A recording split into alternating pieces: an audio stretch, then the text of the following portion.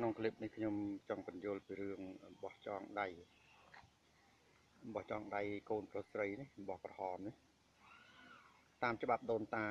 អំបោះចងដៃនេះគេមិនដែលប្រើអំបោះក្រហមដូចនេះទេតាមច្បាប់ដូនតាអំបោះចងដៃគួចចងដៃនេះគឺគេប្រើអំបោះស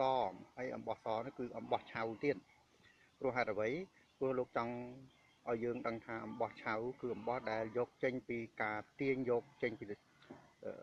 សរសៃអំបោះសរសៃកបាសរវៃចេញពីកបាសឬក៏កពីសម័យដើមគឺជាអំបោះឆៅអំបោះដែលមិនទាន់លាយពណ៌អំបោះដែលមិនទាន់ប្រឡាក់នៅមន្ទិលផ្សេងគឺអំបោះដែលមិនទាន់ឲ្យបាយអំបោះមិនទាន់ឲ្យពណ៌ដល់បច្ចុប្បន្ននេះយើងនាំគ្នាប្រើអំបោះក្រហមនេះមកធ្វើជាអំបោះចងដៃហើយអំបោះក្រហមនេះបើយើងចូលរួមក្នុងពិធីបុណ្យសពរបស់អ្នកដែលមានសាច់ឈាមចៅចិនឬក៏កូនចៅចិនឬក៏កូនចិននោះគេនឹងចងដៃយើងអំបោះក្រហមនេះពេលយើងចូលរួមក្នុងបុណ្យសពអញ្ចឹងឥឡូវអំបោះក្រហមដែលសម្រាប់ចងដៃការពារដោយសាយឬក៏ខ្មោចឬក៏ក្នុងបុណ្យសពនេះ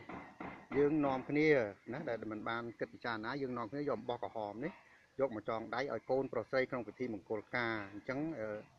សូមលោកអ្នកមេបាចៅមហាជាពិសេសគឺអាចារ្យអ្នកផ្ដើមពិធីគួរពិចារណាពីរឿងអំបោះពណ៌ក្រហមនេះហើយអំបោះពណ៌ក្រហមយ័ន្តក្រហមនេះខ្ញុំចង់ឲ្យកូនខ្មែរបានជ្រាបថាយ័ន្តក្រហមណាពីមុននោះយើងលើកផ្ទះឈើយើងតែងឃើញអាចារ្យហ្នឹងឲ្យវាយយ័ន្តក្រហមមកផ្ទាំងនៅសសរកឡោងគេហៅសសរមេតាបូលមុនលើកផ្ទះហើយសសរកឡោងនេះគឺជាតំណាងនិមិត្តរូបឲ្យ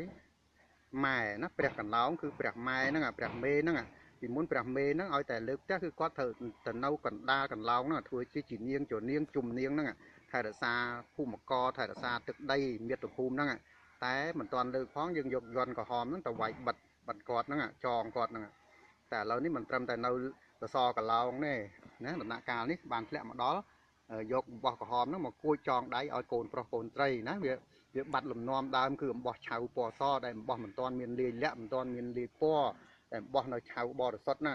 អញ្ចឹងថាคลิปនេះខ្ញុំគ្រាន់តែចង់បង្ហាញឲ្យយល់ថាអំបោះនេះសម្រាប់គេចងដៃអ្នកដែលចូលរួមបុណ្យសពមិនមែនសម្រាប់យកមកគួចចងដៃក្នុងពិធីមង្គលការកូនប្រុសស្រីពិធីបង្កក់កូនឬក៏ពិធីគេហៅថាចងសីមាយនោះទេអំបោះក្រហមនេះសម្រាប់ចងដែលខ្ញុំបានជម្រាបពីខាងដើមអញ្ចឹងគ្រាន់តែឲ្យពិចារណាជាកតិព្រោះបើមិនដាស់មិនគិតទេយើងនឹងលែងដឹងពីអំបោះឆៅនេះអំបោះឆៅដែលចងគួចដៃឲ្យកូនប្រុសស្រីនេះអញ្ចឹងក្នុងคลิปនេះខ្ញុំគ្រាន់តែបញ្ញាក់ណាព្រោះឥឡូវខ្ញុំមើលឃើញថាក្នុងមង្គលការភាគច្រើនគឺនាំគ្នាយកអំបោះក្រហមហើយអំបោះក្រហមនេះមិនមែនជាអំបោះឆៅទៀតគឺអំបោះ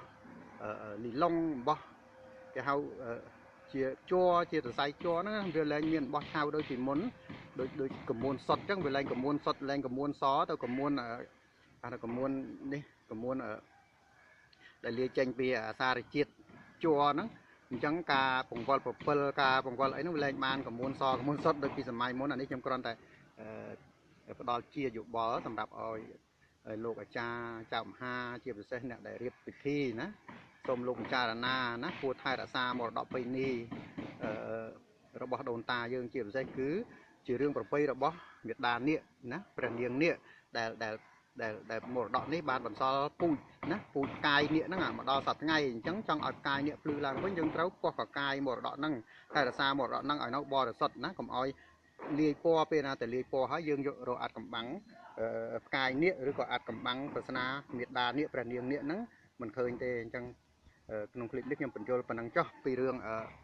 អំបោះណាយើងពិចារណាថាអំបោះក្រហមគេសម្រាប់ចងដៃអីណាយើងធ្លាប់ចូលរួមក្នុងពិធីបុណ្យសពហើយគឺសម្រាប់ចងដៃអ្នកដែលចូលរួមបុណ្យសពចំណែកចងដៃមង្គលការកោជុកឬក៏មង្គលផ្សេងគឺគេប្រើអំបោះឆៅគឺអំបោះពណ៌សអញ្ចឹងប៉ុណ្ណឹងចុះសូមអរគុណហើយនឹងសូមគោរពលា